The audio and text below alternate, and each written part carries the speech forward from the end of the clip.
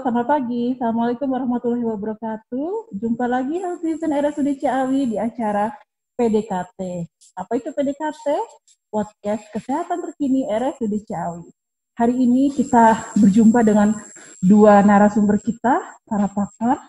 Ada dua nih, saya perkenalkan dulu ya. Yang pertama adalah Dr. Saiful Bahri, konsultan bedah digestif. Selamat pagi Dr. Ajeng. Selamat pagi dokter. Dan yang sebelah saya Dr. Tessa, spesialis penyakit dalam. Pagi Dr. Ajeng. Pagi. Beliau adalah para spesialis, subspesialis yang bekerja di Rumah Sakit Ciawi akan menyampaikan materi mengenai kanker usus besar. Saya aja belum kenal nih dok.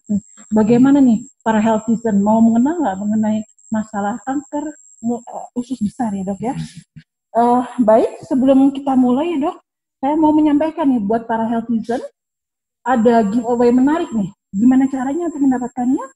Follow semua akun sosial RSUD Ciawi, baik IG, Facebook, maupun Twitternya ya. RSUD Ciawi Official. Oke, baik. Dr. Saiful, untuk materi adalah penanganan kasus kanker usus besar. Iya. Dan untuk Dr. Tessa adalah screening, ya, gejala dan screening mengenai kanker usus besar. Iya. Ini menarik dokter. Mari saya persilahkan mungkin untuk Dr. Saiful untuk menyampaikan materinya. Terima kasih Dr. Ajeng atas kesempatan yang diberikan. Pada pagi ini saya akan membawakan mengenai kanker usus besar, karena kanker usus besar ini banyak sekali kita dapatkan di rumah sakit, terutama kadang-kadang dari rujukan dari rumah sakit sekitarnya, bahwa banyak mungkin karena ini juga untuk awam ya, kita menjelaskannya mungkin mudah-mudahan sih dapat diterima bahasanya oleh netizen ya. Ya mungkin kita mulai dulu dari pendahuluan bahwa kanker usus besar itu tetap awalnya pendahuluan kita sebut tumor. Tumor, apa itu yang disebut tumor? Tumor itu adalah suatu pertumbuhan dari sel-sel yang sifatnya abnormal. Sebetulnya tumor sel-sel tubuh kita itu dia akan berkembang, kemudian dia akan secara otomatis dia akan mati sendiri. Jadi udah ada yang mengaturnya dari sel tersebut. Karena si selnya ini ternyata dia ada injus atau ada pencetusnya, maka si sel-sel ini dia akan berkembang biak dan dia tidak akan mati-mati sehingga terbentuk suatu tumor ya. Dan tumor ini dibagi menjadi ada tumor jinak dan tumor ganas. Nah, yang kita bahas di sini otomatis yang ganas apa yang disebut mungkin orang selama ini tumor ganas semua. Tapi yang disebut tumor yang ganas itu yang disebut kanker ya. Jadi yang di sini akan kita bahas di sini khususnya usus besar ya, karena banyak di kehidupan sehari-hari. Dan saya juga ini kita angkat karena berhubungan dengan gejala-gejalanya yang kadang-kadang dianggap bukan sesuatu yang tumor gitu, dianggapnya salah satunya sering ambeien ya gitu. Ya, slide. Nah, dari data statistiknya menurut WHO ternyata kanker usus besar ini nomor 2 terbanyak setelah tumor paru. Biasanya banyak menyerang pada usia di atas 50 tahun. Tapi tidak menutup kemungkinan itu bisa usia di bawah 50 tahun, tergantung ntar kita sebutkan ada faktor resikonya. Selain itu juga faktor resiko terjadinya kanker usus besar ini karena gaya hidup ya. Gaya hidup kita yang makannya kurang makanan sayuran, kemudian emang kita mungkin lupa karena waktunya sempit, jarang berolahraga. Kadang-kadang ya mungkin banyak nih di lingkungan kita masih mungkin yang merokok atau minuman yang alkohol, dan data statistiknya mungkin banyak pada laki-laki dibandingkan wanita ya. Slide. Jadi tadi salah satunya juga resiko untuk terjadinya kanker itu karena faktor turunan. Bisa itu menyebabkan bahwa kalau orang tuanya itu menderita kanker, kemungkinan besar anaknya itu bisa salah satunya bisa menderita kanker usus besar juga ya. Biasanya juga kadang-kadang ada waktu kita pemeriksaan namanya endoskopi ditemukan polip. Polip usus itu kadang-kadang seperti gambar di sebelahnya itu, kadang-kadang polip usus itu dia akan berubah bisa menjadi malignansi ya gitu. Jadi harus sering-sering di follow up kalau misalnya sudah ditemukan polip usus ya.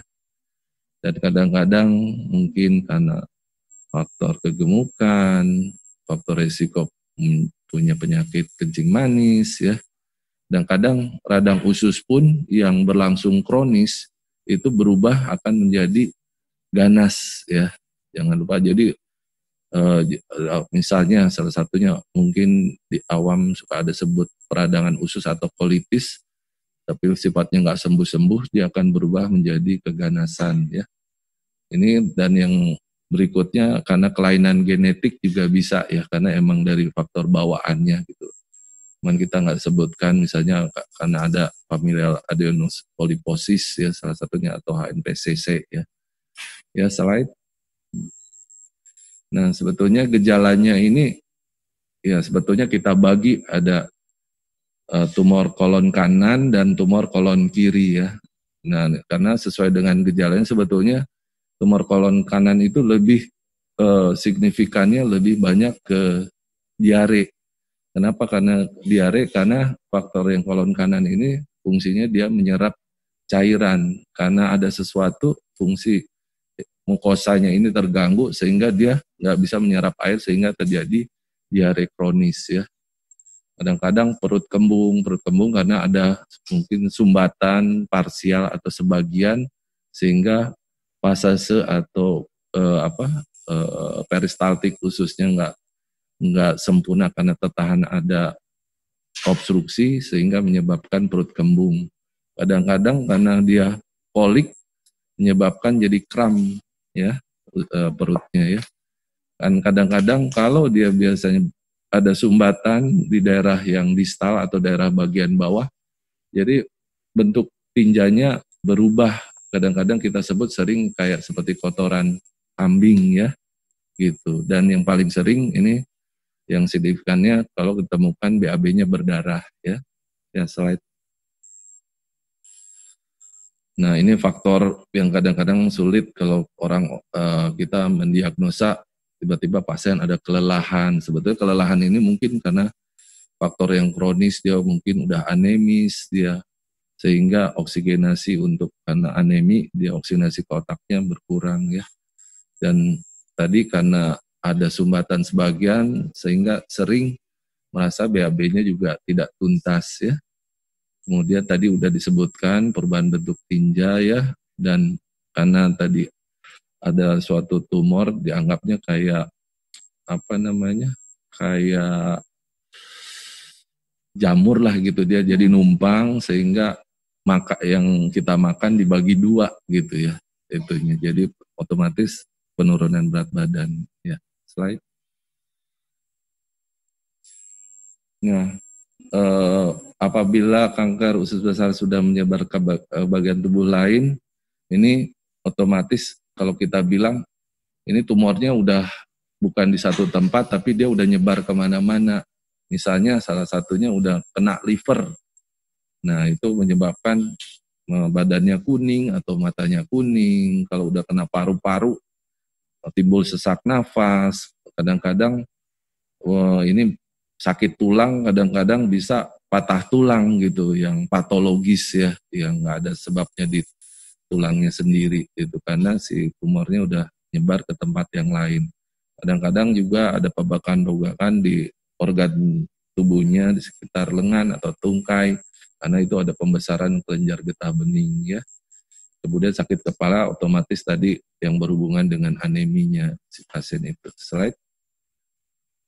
Nah, untuk diagnosa kanker usus besar ini yang paling sering sebetulnya yang tadi udah disebutkan dengan kita anamnesis ya, tanya jawab, kemudian pemeriksaan fisik ya, yang paling mudah yaitu dengan kita untuk mendeteksi pemeriksaan perutnya apakah teraba benjolan ya, terus kemudian dengan colok dubur yang kadang-kadang kita harus ingat kita ya. Nah, ini dengan yang agak canggih yaitu dengan kita untuk secara AFU kita dengan menggunakan kolonoskopi ya. Nah, di mana kolonoskopi ini bisa melihat dari masuk lubang dubur sampai ke proksimal dari usus besar itu sendiri ya, perbatasan antara usus besar dengan usus halus ya. Dan yang tercanggih yaitu sebetulnya dengan kamera dengan kapsul ya itu. Cuman kita belum sampai yang di Rumah Sakit Ciawi. Kita punya alatnya kolonoskopi di Rumah Sakit Ciawi ini. Slide. Nah, ini gambarnya secara ini aja skematis. Ini kolonoskopi, jadi alat selang panjang kurang lebih 1 meter lebih masuk ke dalam usus besar dan ada kameranya di ujungnya sehingga melihat lubang dari usus besar itu ada ketemu apa ya. Ini saya gambar lihat. Ini ada polip ya. Dilihat ini ketemu polipnya, kemudian dilakukan pengambilan polip ya. Slide. Dan untuk menilai keberhasilan operasi, dokter melihat juga kadang-kadang sebelumnya juga dari awal bisa melihat dengan ronsen foto paru, apakah ada penyebaran di paru-parunya, ya bentuknya ada khas seperti nodul atau uang logam ya. Kemudian dilihat dengan CT scan abdomen, biasanya kita menggunakan pakai zat kontras, lebih detail mulai dari si tumornya itu sendiri sampai penyebarannya yang jauh ya. Slide. Dan tes darah pun kita untuk menginformasikan bahwa ya dia apakah anemi, udah ada gangguan fungsi ginjal, fungsi hati, dan ada pemeriksaan tumor marker yaitu CEA biasanya atau karsino embryonic antigen ya untuk menilai prognostik atau penilaian untuk pengobatan selanjutnya. Slide. Nah, ini screening, sebetulnya kita harusnya screening ya. Kalau yang biasa itu screening-nya setiap 1 tahun sekali, dan kolonoskopi setiap 10 tahun, CT scan perut setiap 5 tahun. Ini pasien-pasien yang belum terdiagnosa ya. Slide.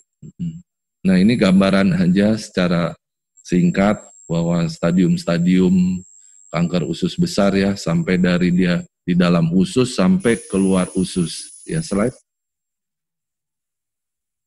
Nah, ini gambarannya kalau stadium 1 dilihat hanya di dalamnya, kemudian sampai stadium 4 dia keluar dari dinding ususnya ya. Itu penyebarannya udah jauh sekali. Slide. Nah, ini secara pengobatan kanker usus besar tuh modalitasnya yang nomor 1, kalau dia tumornya masih bisa diangkat, kita lakukan operasi, di mana gambaran sebelah itu tergantung lokasi si tumornya. Sebelah kanan kita potong usus besar sebelah kanan, sebelah kiri kita potong yang sebelah kiri ya, sampai ada batas marginnya yang kita bisa bebas tumor ya. Kemudian kalau biasanya stadium 1 itu dan stadium 2 itu cukup sebetulnya dengan operasi saja. Tapi yang stadium 2 yang low risk, artinya yang risiko rendah. Tapi kalau dia udah masuk stadium 2 dengan high risk, dengan level yang 3, 4, itu harus dilanjutkan dengan namanya adjuvan terapi ya. Baik bisa itu dengan kemoterapi, radioterapi, ataupun ada yang sekarang namanya target terapi, itu untuk khusus yang arahnya kalau dia sudah metastasis jauh atau penyebarannya sudah jauh. Ya, slide. Jadi ya pencegahan kanker usus besar ini kita dianjurkan berolahraga secara rutin. Dianjurkan satu hari itu 30 menit ya tiap hari untuk olahraganya. Jangan lupa mengkonsumsi makan-makanan yang berserat ya, sayuran, buah-buahan. Selalu kita menjaga berat badan, berhenti merokok, dan otomatis menghindari minum-minuman yang beralkohol. Jadi follow up-nya bahwa pasien kanker kolorektal yang sudah diterapi perlu menjalani pemantauan agar kekambuhannya dapat dideteksi secara dini ya. Nah, dengan biasanya kita tadi dengan anamnesis ulang, pemeriksaan fisik ya, dan pemeriksaan tadi jangan lupa kalau dia awalnya ada tumor di bagian bawah harus kita colok dubur yang paling mudah. Dan biasanya dilakukan setiap 3 bulan dalam 2 tahun pertama dan dilanjutkan 6 bulan selama 5 tahun berikutnya. Ya, slide. Nah ini tadi CEA atau tumor marker ini kita juga sebagai monitor prognostik ya atau kemajuan terapinya ada follow up-nya ya selama biasanya kita periksa setelah operasi itu 2 bulan ya kurang lebih dan setiap 3 bulan continue selama 2 tahun dan 6 bulan selama 5 tahun ya. Dan kolonoskopi ini juga diulang dilakukan 1 tahun setelah tindakan pembedahan karena emang menurut data 1 tahun pertama itu angka kejadiannya cukup tinggi untuk jadinya kekambuhan ya. Jadi jika hasilnya baik lakukan setelah 3 tahun dan lalu 5 tahun berikutnya. Slide. Nah ini hanya terapi suportif aja. Kalau pasien-pasien biasanya kadang-kadang ada pasien-pasien yang dengan komplikasi sudah pasca operasi cuma tumornya tidak bisa diangkat. Kita harus penanggulangan dengan penanggulangan nyeri. Di sini kebetulan sudah ada kliniknya pain management ya, jadi bisa kita kolaborasi dengan penanganan nyerinya. Kemudian latihan pernapasan, kardiopulmonal, tata laksana kalau misalnya dia konstipasi kita berikan laksansia atau pencahar ya, dan lain-lainnya. Ya. Sekian, terima kasih Dokter Ajeng, mudah-mudahan ada manfaatnya. Ya, terima kasih Dokter Saiful. Ini menarik sekali ya Dokter Saiful juga. Saya menyimaknya ternyata gejalanya itu kayak penyakit biasa gitu, diare, sembelit, kembung. Orang nyangkanya itu biasa aja lah, nggak usah ke dokter lah, minum aja obat-obat warung biasa gitu. Ternyata itu tidak bisa dianggap sepele ya, malah datangnya ke dokter tuh sudah dengan kondisi yang berat, mungkin yang kuning itu ya dok ya, atau udah kondisi sesek, berat badan sudah pada turun semua. Jadi ternyata deteksi dini itu penting sekali buat masyarakat ya dok ya. Gimana ini kok sembelit berulang-ulang nih gitu, terus susah, itu juga perlu diwaspadai ya dok. Mungkin di sini kita lanjut ke narasumber kedua ini, Dokter Tessa, spesialis penyakit dalam. Beliau akan menyampaikan ini bagaimana screeningnya, deteksi dini mengenai kanker mulut, kanker usus besarnya. Silakan Dokter Tessa. Ya, terima kasih Dokter Ajeng dan terima kasih tadi Dokter Saiful atas pemaparannya. Selamat pagi, Healthizen RSUD Ciawi. Terdengar suara saya? Suara saya terdengar? Halo? Oke. Rupanya tetap harus pakai mic ya. Terima kasih tadi Dokter Ajeng atas pemaparannya dan juga Dokter Saiful. Kemudian selamat pagi kepada Healthizen RSUD Ciawi. Jadi pagi ini sih kita membahas sesuatu yang sepertinya agak berat ya, kanker. Tapi mudah-mudahan kita bawa santai aja. Tadi Dokter Saiful sudah terangkan semuanya sih dari A sampai Z tentang kanker kolorektal. Jadi mungkin nanti saya akan review aja sih, sebetulnya bahasanya kurang lebih sama, tapi saya dari sisi penyakit dalam karena memang bersinergi ya untuk penanganan kanker kolorektal ini antara bedah, terutama bedah digestif dan penyakit dalam terutama bagian gastroenterologi.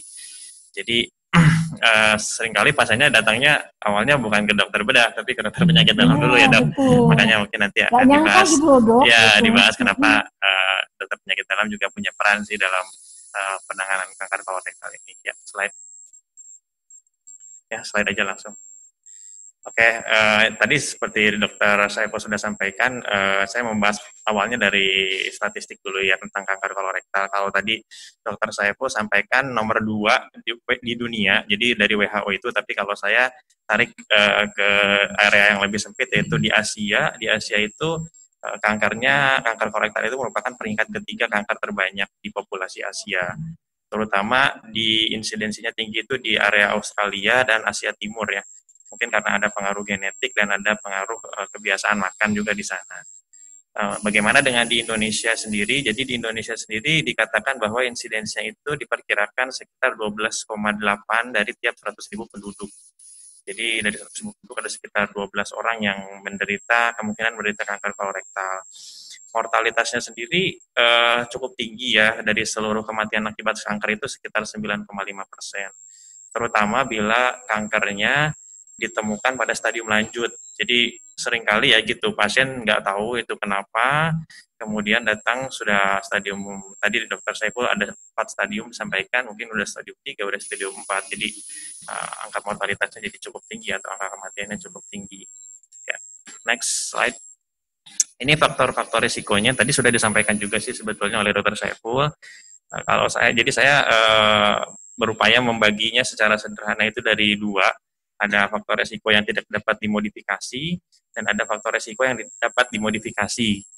Jadi apa yang tidak dapat dimodifikasi itu? Yang pertama usia ya. Jadi kebanyakan kanker kolorektal ini sampai pada didiagnosis pada orang-orang yang berusia lebih dari 50 tahun. Kemudian lebih sering pada laki-laki dan juga yang mempunyai keturunan kanker kolorektal sebelumnya. Jadi satu keturunan di atasnya, misalnya orang tuanya atau pamannya dan lain sebagainya. Itu tidak dapat dimodifikasi. Nah, kita fokusnya ke area yang bisa dimodifikasi ya dok ya. Jadi supaya kita bisa mencegah dan menurunkan risikonya yang tadi konsumsi alkohol, kemudian merokok, obesitas, makanan-makanan yang kurang serat, itu juga bisa kita modifikasi dan kita bisa usahakan untuk menurunkan risiko kita terjangkit kanker kolorektal. Satu lagi sih tadi tentang inflamasi ya, inflammatory bowel disease. Mungkin ada healthizen yang terdiagnosis IBD, itu memang salah satu faktor risiko genetik yang juga tidak bisa kita rubah. Ya, next slide. Tanda dan gejalanya sebetulnya hampir sama sih dengan yang disampaikan Dr. Saiful.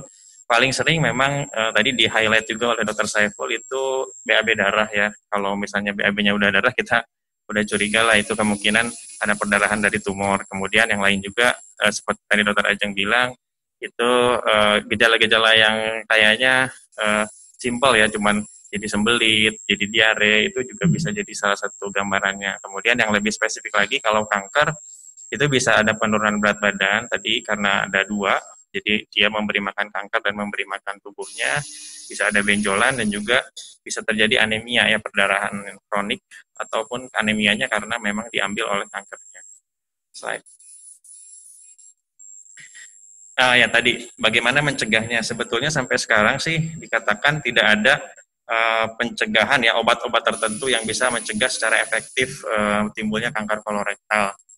Jadi fokusnya adalah menghindari faktor risiko yang dapat dimodifikasi tadi. Jadi dengan mengubah gaya hidup menjadi lebih baik, terutama kalau kita punya faktor genetik ya diharapkan kemungkinan untuk terjangkitnya kanker itu lebih kecil. Tadi berhenti merokok dan minum alkohol, mengurangi konsumsi daging merah, meningkatkan konsumsi serat, kemudian juga beraktivitas 30 menit sehari, beraktivitas fisik.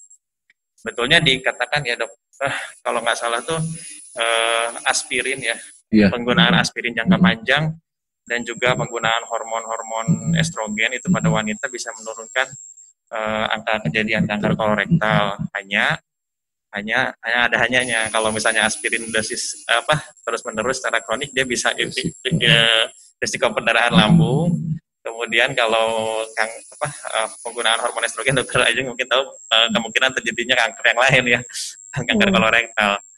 Nah, kemudian jadi nggak disarankan sih, kecuali ada indikasi. Kemudian, nah yang penting adalah melakukan screening atau deteksi dini ya. Karena tadi walaupun dia mortalitasnya tinggi, tapi kalau misalnya dilakukan ditemukan pada stadium awal itu angka kesembuhannya 90% sih dikatakan. Jadi seperti Dr. Saiful katakan, awalnya itu polip biasanya kalau misalnya tumor itu, dan biasanya kanker kolorektal itu berkembang dari polip itu sekitar 10-15 tahun, jadi lama gitu.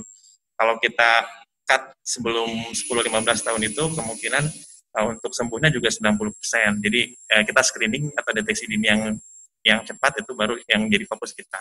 Slide. Nah, kapan sih kita, tar satu-satu, jangan diklik semua. Nah, kapan kita harus screening ya? Dari literatur itu dikatakan umumnya kalau umur di atas 50 ya, kalau misalnya kita tidak ada faktor risiko yang tinggi. Tapi kalau misalnya ada faktor risiko tinggi, misalnya ras-ras tertentu, kemudian ada riwayat polip sebelumnya, atau misalnya ada riwayat inflammatory bowel disease, atau misalnya ada keturunan ayah atau orang tua kita didiagnosis kanker kolorektal ketika usianya kurang dari 60 tahun, itu bisa di screeningnya umur yang lebih muda ya dok ya, bisa 40 tahun atau 45 tahun. Slide. Gimana screeningnya tadi disampaikan oleh Dr. Saiful, sebetulnya basicnya ada 3 sih, menggunakan peneropongan ya, bisa yang sigmoidoskopi yang cuma lihat sigmoidnya aja tapi itu kurang efektif, kemudian kolonoskopi yang ada di sini juga di RSUD Ciawi, kemudian bisa pakai virtual kolonoskopi, pakai CT scan, kemudian pemeriksaan tinja juga bisa dilakukan dari rumah ya, pemeriksaan feses darah samar.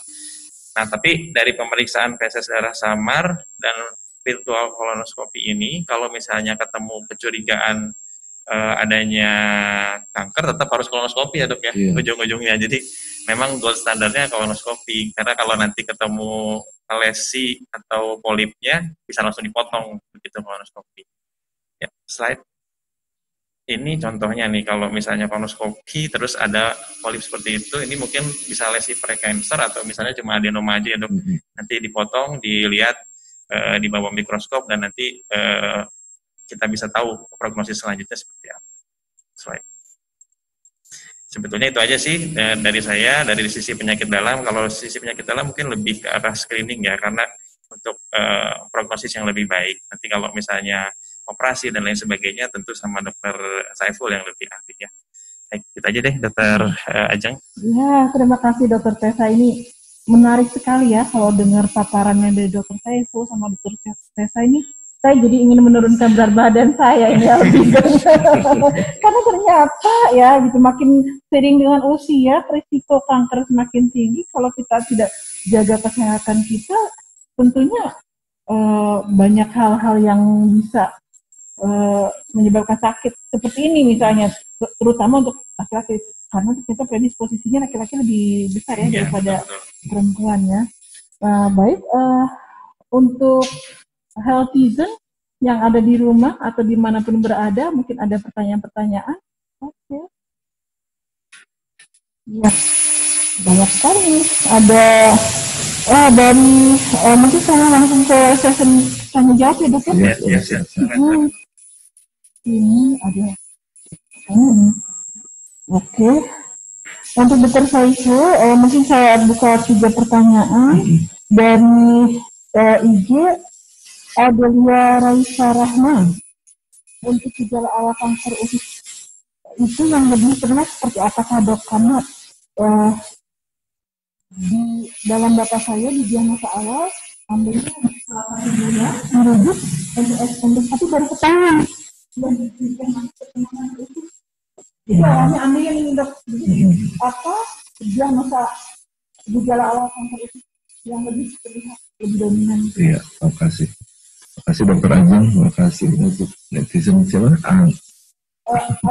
Adelia ya. Ya buat Adelia ya.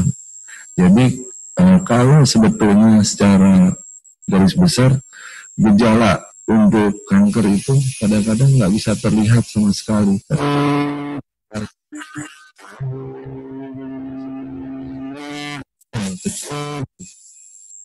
kadang-kadang itu baru terlihat itu kalau emang sudah tumornya muncul. Ya kadang-kadang kita yang paling bagus ya untuk ya mohon maaf ya gejala yang paling umum biasanya orang datang dengan keluhan buang air besarnya berdarah ya. Buang air besar berdarah dan dianggapnya karena nggak ada keluhan nyeri atau keluhan gangguan di perut, dianggapnya ambeien. Nah itu kadang-kadang ini makanya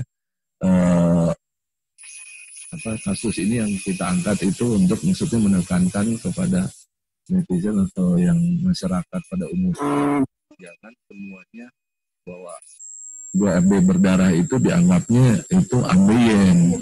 Ya apalagi ya kita harus kalau makin sering BAB-nya terus berdarah dan gejala lain yang paling kelihatan nafsu makannya mulai menurun atau lemah, itu kita harus waspada, arahnya itu kemungkinan itu suatu kanker ya.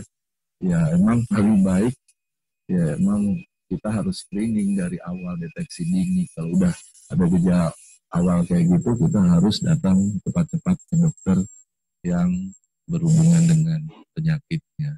Jadi jangan takut di hal hujan bila ada gejala seperti itu, akan ke dokter. Iya. Kadang masyarakat kita belum apa-apa nggak mau dengan cepat temukan, cepat ketahuan stadium apalagi stadium jangan sampai jatuh ke stadium akhir yang sudah ada gejala-gejala yang lebih berat ya dok ya. Terus untuk praktek mengirim skripsi ini hari apa aja dok mungkin hari season di sini ada mau konsultasi sama dokter ini? Saya tiap hari Selasa, Rabu, Sabtu. Dan agak siang, mohon maaf karena operasi dulu ya dok. Itu hari season Senin, Rabu dan Jumat nih hari season. Selasa, Rabu dan Jumat. Ya dok, sekarang kita pertanyaan dari juga dari Asi sering nanya ya. Masalah saya. Kalau ada tidak lancar itu kenapa penyebabnya dok? Nah tadi kita udah paparkan bahwa BAB nggak lancar tuh berarti ada suatu sumbatan ya. Kalau ini yang sekarang kita bicarakan dengan hubungannya dengan kanker usus besar, artinya ada sumbatan di dalam ususnya sehingga peristaltik atau pasase dari ususnya itu nggak bergerak dengan sempurna.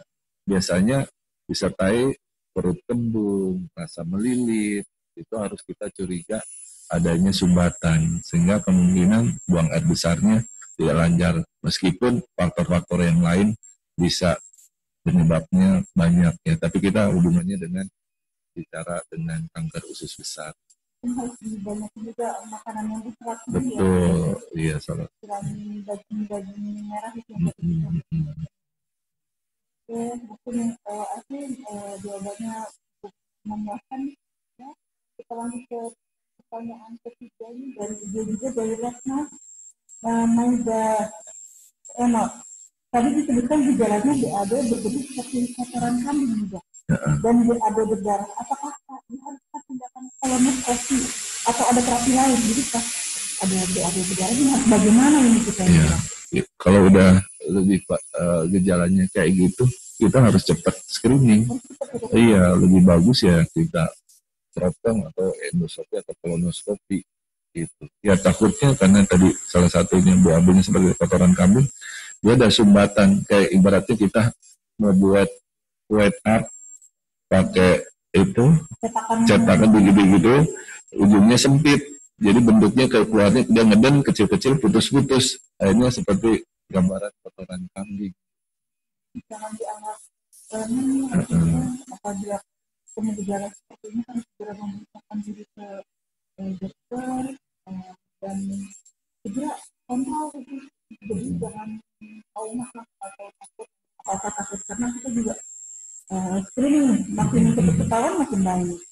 Itu nggak ada masalah ya. Ternyata hanya pola hidupnya yang lebih betul. Oke dokter, ini untuk pertanyaan terakhir nih dari Putri Miranti di IG juga. Putri, apa saya agak bengkak sedikit. Kadang terasa keras, apakah itu gejala atau ada masalah pada usus? Makanan apa yang harus dihindari? Iya. Jadi gini, kembali lagi tergantung keluhan ya. Selain ada benjolan di perut kiri, apakah ada gangguan atau keluhan dengan buang air besarnya. Kadang-kadang bisa bahwa benjolan itu enggak sepenuhnya tumor yang berhubungan dengan kanker usus besar. Apalagi kita harus pikirkan bahwa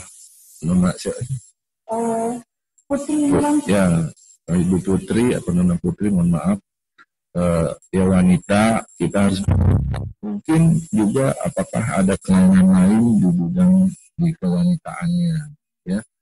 Jadi, tapi kalau yang berhubungan dengan kita dengan kasus ini, ya kita harus pikirkan gejalanya tadi.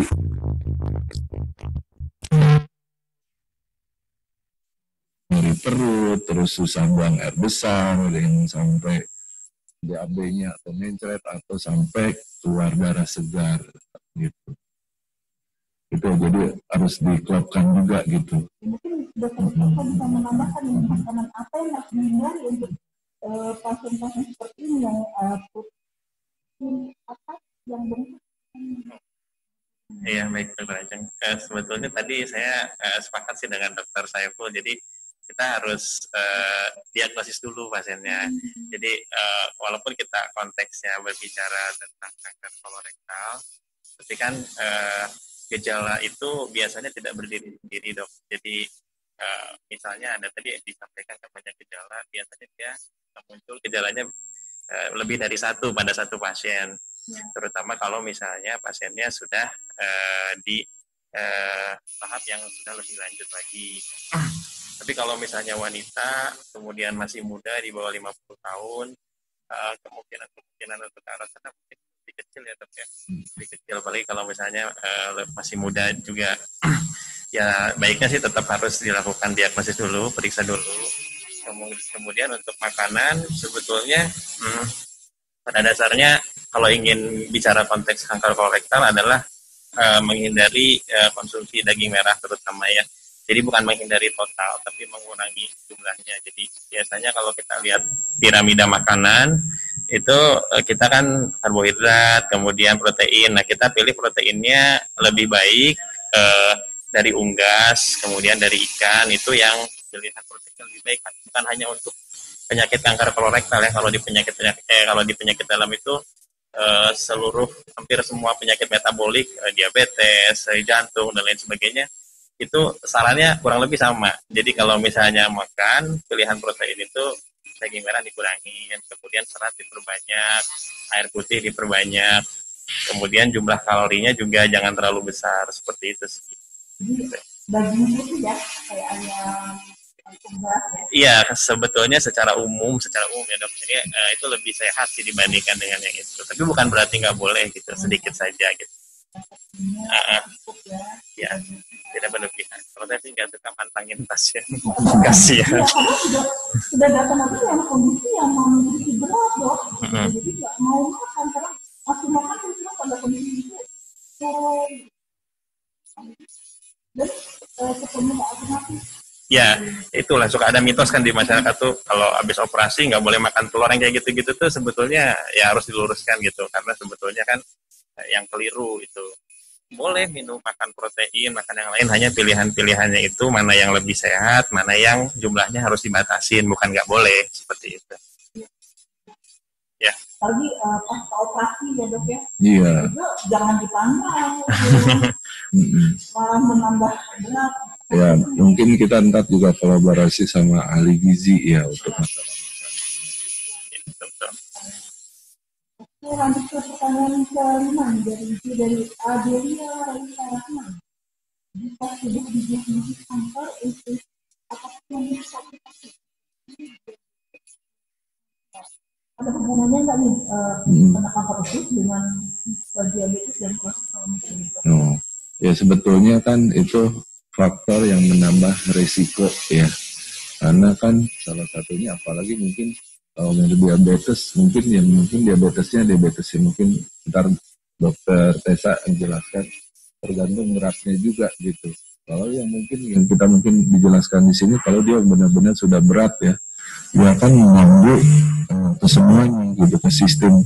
Karena mungkin ya saya tahu mungkin diabetes itu akan merusak organ-organ yang vital, yang salah satunya juga liver dan segala macamnya untuk metabolisme tubuh itu sendiri gitu.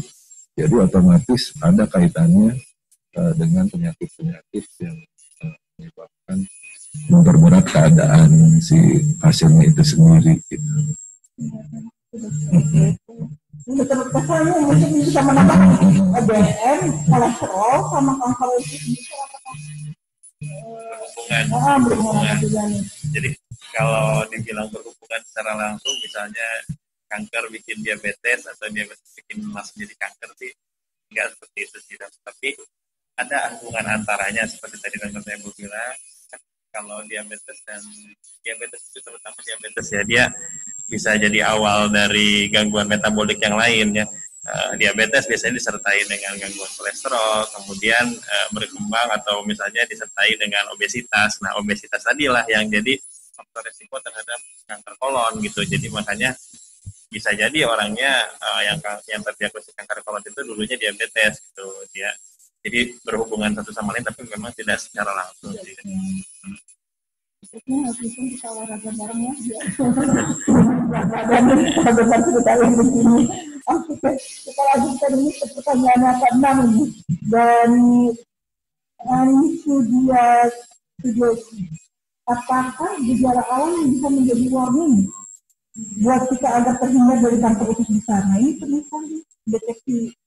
Iya, artinya tadi saya jelaskan fase awal atau dini itu biasanya orang nggak bergejala, hanya gejalanya yang paling ini mungkin hanya buang air besar, berdarah, tanpa nyeri perut, kram perut, ya. Kadang-kadang belum ada penurunan berat badan, tapi kalau sudah ada gejala, salah satunya yang paling sering itu BAB berdarah, itu harus kita waspadai segera gitu. Karena sekarang banyak teman dari banyak ini menyerang di usia di atas 50 tahun. Ternyata banyak juga kasus-kasus ternyata di bawah 50 tahun itu sudah terjadi kanker usus besar gitu. Jadi ya sebaiknya kita memang paling bagus sih namanya kita harus general check up gitu kalau untuk sekarang gitu. Untuk mengantisipasi.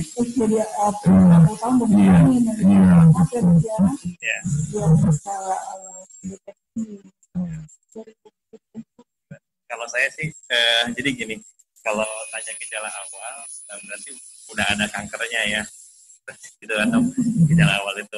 Kalau saya tadi kan membahas tentang screening atau deteksi ya.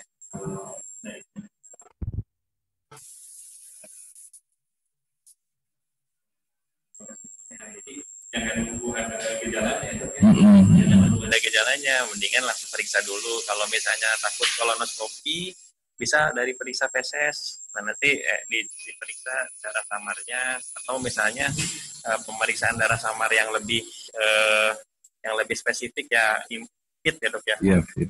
Udah ada ya dok di Bogor dok? Kalau ya di Ciawi belum ada sih ya, untuk kita khususnya di Ciawi ya selama ini ya kita darah samar aja. Darah samar aja ya, walaupun yang fit sensitifnya sama spesifikasinya nggak seakurat yang fit gitu ya. Kalau misalnya ada fit, periksa gitu, pemeriksaan imunokimia gitu itu tuh kan. Kalau takut itu dulu, jadi nggak usah nunggu ada gejalanya. Kalau misalnya ada faktor risiko turunan, gemuk, kemudian usia ada 50, takut kolonoskopi, cek dulu aja darah samarnya. Ada darahnya, oh ya udah kita kolonoskopi, mudah-mudahan masih awal kayak gitu. Kalau misalnya nggak ada, nanti diulang 1 tahun lagi. Jadi jangan nunggu ada gejalanya dok. Kalau saya sih seperti itu screeningnya. Gitu. Makin cepat, makin baik. Ini kita beralih dari hasil yang di Instagram ke Facebook ini dok. Ada penanya dari Facebook di Andara. Apa bedanya usus buntu dengan kanker usus besar? Itu dari gejalanya mungkin atau bagaimana? Ya nggak apa-apa. Mungkin mereka awam. Ya mungkin mereka juga takut gara-gara mungkin dengar mengenai kanker usus besar. Jadi dihubung-hubungkan dengan usus buntu gitu. Sama-sama usus ya, Dok? Iya, sama-sama usus. Emang dia letaknya emang dari pangkal dari usus besar. Letaknya kalau kita secara anatomi namanya letaknya di sacrum ya. Itu sangat banyak faktornya karena infeksi saja atau emang dia juga emang tumor ya, karsinoid gitu ya. Nah, kalau usus buntu ya gejalanya emang dia sakit perut kanan bawah dan tumor. Tadi kita pembagian juga berdasarkan lokasi bahwa tumor itu bisa di usus besar itu letaknya sebelah kanan. Tapi ya itu kita hubungkan lagi dengan anamnesis atau tanya jawab terhadap pasiennya. Ada nggak yang berhubungan dengan salah satunya tadi gangguan buang air besarnya, sulit atau berdarah ya. Nah, kita baru harus curigain bahwa ini untuk membedakan usus buntu atau bukan. Dan sering hati-hati tadi karena kanker ini lebih banyak menyerang di atas usia 50 tahun. Meskipun nyeri perut kanan bawah, itu harus curiga bukan usus buntu. Kemungkinan suatu keganasan atau kanker usus gitu. Itu. Betul. Iya. Baik, Hafizan, kita lanjut ke ini pertanyaan yang dari Buminar ini. Dari Buminar ini dari Faiza. Kadang saya merasa sakit perut karena di bagian kanan atau kiri. Kira-kira apa penyebabnya? Sebelumnya saya sudah pernah operasi usus buntu tahun 2018 dari Faiza. Pertanyaannya, perlu sakit perut karena bagian kanan kiri itu ke penyakit dalam itu. Jadi kalau pasien datang sakit perut itu banyak sekali sih kemungkinannya ya, diferensial diagnosis kita bilangnya, atau kemungkinan penyakitnya banyak, tergantung satu tadi tanya jawabnya, kemudian pemeriksaannya. Nanti kita periksa dulu itu nyerinya tuh di sebelah mana, di atas, di bawah, di kanan, di kiri, karena di situ kan organ-organnya beda-beda ya, jadi kita bisa perkirakan nanti dari pemeriksaan itu ini kemungkinannya ke arah mana, kemudian usianya, gejala-gejala yang lainnya. Jadi kalau misalnya menarik satu kesimpulan diagnosis itu cukup punya proses ya. Jadi dan sebaiknya itu secara langsung dilakukan pemeriksaan. Sekarang kan sering ada tuh sakit perut terus ke telemedicine atau gimana gitu ya. Itu susah sebetulnya untuk dapat diagnosisnya karena tetap harus pemeriksaan secara langsung. Kecuali misalnya udah pernah terdiagnosis apa, nanti selanjutnya konsul telemedicine itu mungkin lebih mudah ya dok ya. Nah tapi intinya sih kalau memang tidak nyaman dan terus-menerus boleh datang ke poliklinik penyakit dalam atau boleh datang langsung ke poliklinik bedah kalau digestif, kalau misalnya ada kecurigaan ke arah sana. Dokter kan memang juga apa aja nih? Saya hari Senin, Kamis sama Sabtu. Semoga siang juga visit dulu. Jangan ragu-ragu berobat saja karena biar bisa dokter spesialis kami. Dan jangan takut juga masih jauh kami menggunakan protokol kesehatan ya dok ya. Tentunya untuk keselamatan kita di sana. Tapi untuk mendeteksi itu lebih baik ketemu tatap muka. Dia dokternya bisa melakukan pemeriksaan. Karena kalau langsung telemedicine sepertinya dokter juga tidak bisa menebak. Terlalu banyak kemungkinan. Terlalu banyak potensial diagnosisnya. Iya. Kecuali untuk yang pasien rutin yang sudah kontrol, sudah jelas penyakitnya dan pengobatannya mungkin bisa lewat telemedicine. Lalu kita lanjut ke junior yang penanya junior kedua, Hadi Jastuti. Mau tanya untuk dokter Saifu dan dokter Sensa. Bagaimana tentang obat metformin untuk mencegah perkembangan kanker? Bagaimana pendapat dokter dan tentang imunoterapi bagaimana dok? Iya. Ya kalau saya mungkin belum metformin itu. Iya. kalau imunoterapi juga sebetulnya itu pengobatan yang alternatif lain, cuman di kita di Rumah Sakit Ciawi belum ada ya. Tapi biasanya yang imunoterapi itu mungkin di luar ya. Kalau selama ini yang kita lakukan, yang emang kita punya fasilitas yang ada gitu. Ya tadi kita sebutkan ya dengan obat-obat yang kemoterapi sama radiasi gitu. Dan yang kemarin kita punya yang masih ini pakai targeting terapi gitu. Tapi kalau yang imunoterapi terus terang kita nggak. Ya mudah-mudahan Bu Heni di Zoom bisa berbuat dengan jawaban dan Dr. Faisal belum jawab ini silakan Dr. Faisal. Kalau imunoterapi mungkin jawabannya sama Dr. Saiful ya. Kalau saya metformin itu kalau misalnya terkaitnya ke kanker kolon itu nggak ada evidensinya, tidak ada buktinya saat ini dalam proses pencegahan kanker kolon. Tadi sudah saya bahas yang ada itu aspirin sama hormon, terapi hormon pada postmenopause, tapi dengan risikonya perdarahan saluran cerna atas dan juga kanker yang lain untuk penggunaan hormon. Jadi sampai saat ini sih tidak ada rekomendasi penggunaan apapun untuk mencegah itu. Ya tadi mencegahnya dengan mengubah gaya hidup aja. Terima kasih Dr. Faisal. Kita nih langsung pertanyaan ketiga nih dok. Dari jumlah ini pertanyaan cukup menarik dari Pak Mbak Zaman Huri. Kalau Pak Mbak ini untuk Dr. Faisal nih dok. Apakah perilaku seksual yang menyimpang bisa menjadi penyebab kanker kolorektal ini? Nggak tahu nih Pak Mbak ini. Saya kayaknya lebih banyak mungkin kalau itu penyakit kelamin kali ya. Kalau lebih ke ini mungkin karena dia udah mungkin nih ketemunya karena udah ada predileksinya bahwa dia udah ada di bawah, mungkin karena teriritasi mungkin dia menimbulkan pencetus, dia menimbulkan blow up si tumor itu sendiri gitu.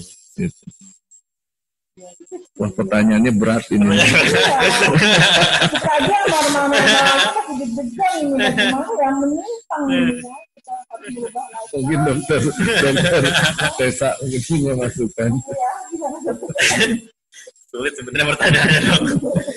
Ya kalau menyimpang kan sebenarnya sama sih dengan dokter Saiful ya.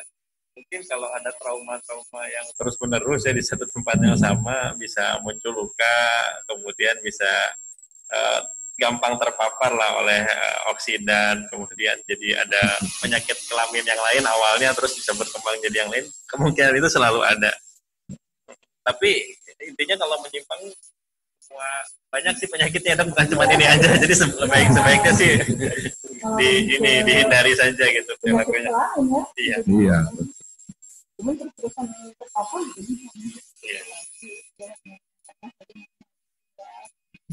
Ini webinar yang keempat nih dari Novita Sari Nasution ini. Ini ada 3 pertanyaan. Nah, ini pertanyaan dari anak ini. Apa yang harus dilakukan untuk kolonoskopi ini dokternya? Apa ada risiko dalam kolonoskopi? Apakah pilihan lain selain menjalani kolonoskopi ini? Ada pilihan lain nggak ini Mbak? Iya, jadi terima kasih. Jadi emang yang paling baik itu sebetulnya kolonoskopi. Namanya skopi ya, jadi melihat dengan AFU, melihat bendanya itu langsung ya. Memang resiko juga dengan kolonoskopi ada resikonya. Ya yang paling ini bisa terjadi perforasi ya. Kalau itu biasanya rapuh dinding ususnya sehingga dia bisa robek si dinding ususnya ya. Jadi selain untuk pilihan untuk kolonoskopi, kembali lagi kira-kira kita mendiagnosanya si tumornya itu sendiri, letaknya, lokasinya. Kalau misalnya dengan letaknya dia rendah dekat lubang bubur atau anus, itu dengan cukup kita pemeriksaan colok bubur itu bisa ketahuan kemungkinan letaknya, jadi nggak perlu kolonoskopi. Tapi emang kadang-kadang tumor itu dia nggak di satu tempat, bisa di tempat yang lain, mungkin di satu di bawah, satu di tempat lain bisa ditemukan gitu ya. Ya, terus yang kedua pilihan pemeriksaan penunjang ya bisa dengan CT scan atau pemeriksaan dengan zat kontras, foto polos gitu ya. Tapi yang paling emang diunggulkan itu dengan kolonoskopi. Dilihat langsung ya. Iya. Resikonya tentunya ada ya dokter. Iya. Tapi jangan khawatir. Ini yang mengerjakan kan dokter ahli subspesialis ya dok ya. Jadi insya Allah lah. Dan masalahnya kalau itu resikonya kolorapi itu ya dok ya. Iya, tapi emang kita jelaskan segala semua tindakan itu bisa terjadi suatu komplikasi ya. Tapi kita kerja seaman mungkin. Ya. Terima kasih nih dokter Saiful, dokter Tessa. Ini udah pada nyatet semua nih jadwal prakteknya. Gak usah khawatir kalau memang ragu atau apa sakit kan berulang-ulang gitu lagi. Sembelit lagi gitu. Atau enggak diare lagi. Nah itu lebih baik jangan ngobatin sendiri ya dok ya. Datang ke dulu atau memang kalau sudah diobati tidak ada sembuhnya ya datang ke rumah sakit Ciawi tidak ada masalah. Dokter ini sudah waktunya 3 menit lagi ya. Kita ini ada pengumuman untuk pemenang dari giveaway kami. Tapi ini syaratnya adalah wajib follow Instagram kami. Instagramnya ini ya rsbcawi_official. Kemudian untuk Facebooknya adalah rsbcawi.official. Dan Twitter ya, itu Twitter ya kalau itu ya. Kalau untuk FB-nya rsbcawi aja ya. Untuk pemenangnya ada 2 nih dok. Mungkin satu-satu dari dokter Saiful dulu akan mendapatkan voucher belanja dan merchandise cantik.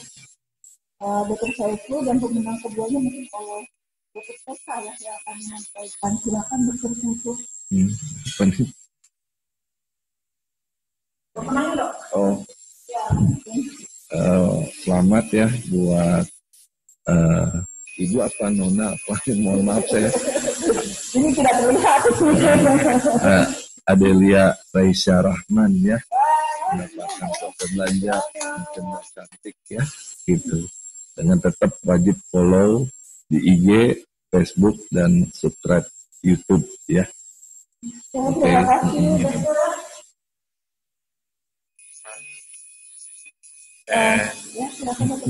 Yang kedua pemenangnya selamat dari Zoom itu Embai Baenuri. Selamat merchandise cantik dari RSUD Ciawi.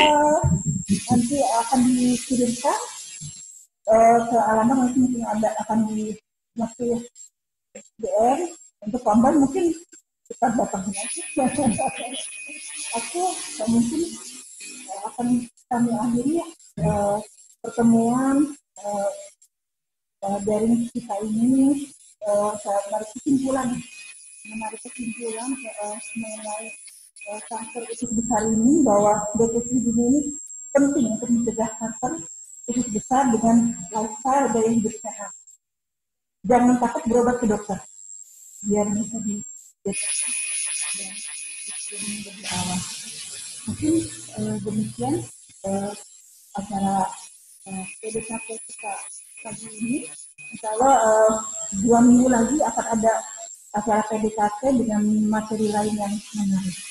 Oke, sampai jumpa. Assalamualaikum warahmatullahi wabarakatuh. Waalaikumsalam warahmatullahi wabarakatuh.